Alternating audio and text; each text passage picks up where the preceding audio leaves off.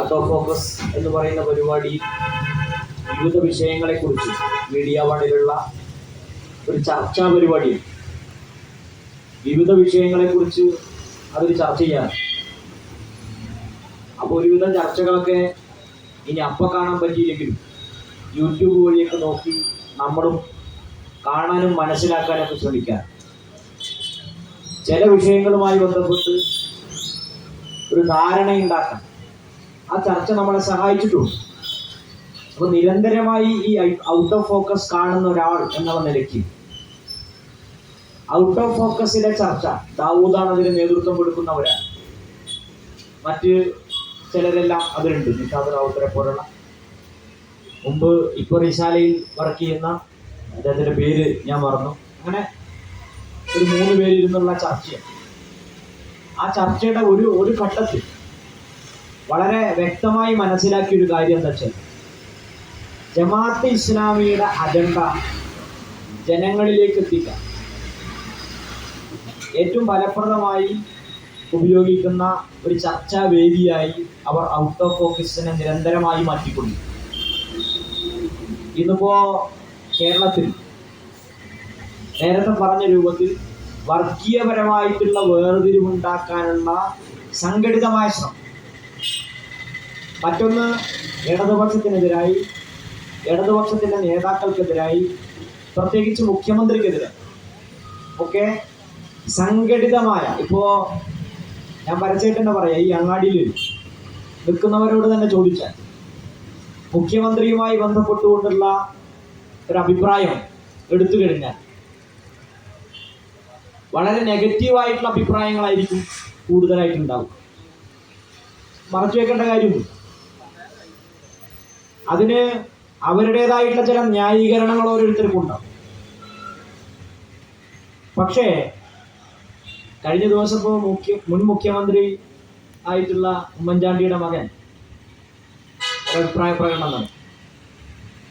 മാത്രമല്ല ദിവ്യ SIയെ പോലുള്ള വലിയ പ്രധാനപ്പെട്ട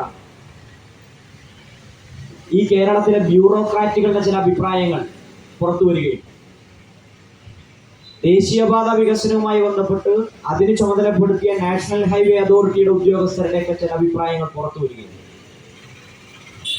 കേരളത്തിലെ തന്നെ രാജ്യത്തെ വലിയ വ്യവസായികൾ ചിലരൊക്കെ അഭിപ്രായം പറയുന്നു നമ്മൾ കേട്ടു. പക്ഷേ ആ അഭിപ്രായത്തെ ഒന്നും എവിടെയും എത്തിക്കാതെ ഞാനൊരു ഉദാഹരണം പറഞ്ഞതാണ്. കേരളത്തിൽ ജമാഅത്തെ ഇസ്ലാമിയെ കൂട്ടുപിടിച്ച് UDFും കോൺഗ്രസും ലീഗും കൃത്യമായി മാധ്യമങ്ങളുടെ സഹായത്തോടുകൂടി നടപ്പിലാക്കുന്ന വലിയ ഒരു അജണ്ട സെറ്റിംഗ് കേരളത്തിൽ നടന്നുകൊണ്ടിരിക്കുക. അപ്പോൾ പിണറായിയെ കുറിച്ച് എന്തെങ്കിലും പറഞ്ഞു എന്നുള്ളത് കൊണ്ട് വികാരം കൊള്ളുന്നല്ല, അതല്ല. ഞങ്ങൾ വളരെ വ്യക്തമായി DYFI പറയാം. ഭഗത് സിംഗിനെതിരായി ജമാഅത്തെ ഇസ്ലാമിയുടെ ഭൗതിക പ്രമുഖായിട്ടുള്ള സി ദാവൂദ് ഇങ്ങനെ ഒരു അഭിപ്രായം രേഖപ്പെടുത്തിയിട്ടുണ്ട് എന്നുണ്ടെങ്കിൽ ഒരു സംശയവും വേണ്ട, ഒരു 5 വർഷത്തിനുള്ളിലെങ്കിലും ഭഗത് സിംഗ് എന്ന് പറയുന്ന ധീരനായ സ്വാതന്ത്ര്യ സമര സേനാനിയെ, പോരാളിയെ ഈ സമൂഹത്തിൻ്റെ മനസ്സിൽ നിന്നും ഒരു ഭീകരവാദിയാക്കി ചിത്രീകരിക്കാനുള്ള തീരുമാനം ജമാഅത്തെ ഇസ്ലാമിയുടെ അടുക്കളയിൽ എടുത്തു കഴിഞ്ഞു എന്നുള്ളതാണ് അതിൻ്റെ അടിസ്ഥാന കാര്യം. ഇനി അതിലേക്കുള്ള പടവുകളാണ്. ഇനി പല ശ്രമങ്ങളുണ്ട്. RSS നടത്തുന്നത് പോലെ ലോകത്തെ പല ഈ നിലയിലുള്ള മതഭീകരവാദ പ്രസ്ഥാനങ്ങളും നടത്തുന്ന പോലെ ആ ലക്ഷ്യത്തിലേക്കുള്ള പൂർത്തീകരണത്തിനു വേണ്ടി നിരന്തരമായി ഭഗത് സിംഗിനെതിരായി, ഭഗത് സിംഗിന്റെ ജീവിതത്തെക്കുറിച്ച്, അദ്ദേഹത്തിന്റെ ചരിത്ര സന്ദർഭങ്ങളെക്കുറിച്ച് ആ അജണ്ടയിൽ കേന്ദ്രീകരിച്ചുകൊണ്ട് പച്ചയായ നുണ ഇവർ പ്രചരിപ്പിച്ചുകൊണ്ടേയിരിക്കും. ഇതൊരു ജാഗ്രതയാണ്.